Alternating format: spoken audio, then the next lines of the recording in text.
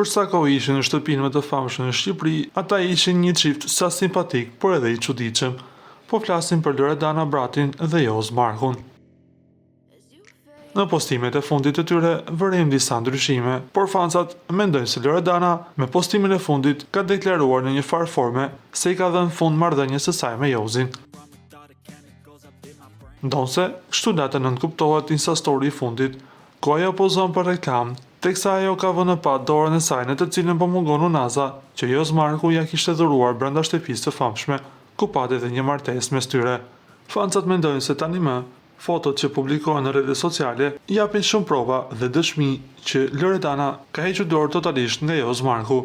Nga ana tjetër, edhe Joz Marku kishte publikuar një foto ku shkruante: "Dëgjoj zemrën dhe jo fjalët e njerëzve." Me sa duket, ato po flasin me njëri tjetrin nëpërmjet rrjeteve sociale, pra me thëmbime. Nuk dihet ende nëse çifti vazhdon të jetë bashkë, apo ndoshta i kanë dhënë fund lidhjes së tyre. Ju lutem klikoni tek butoni subscribe për të marrë të rejat më të fundit nga showbizi shqiptar.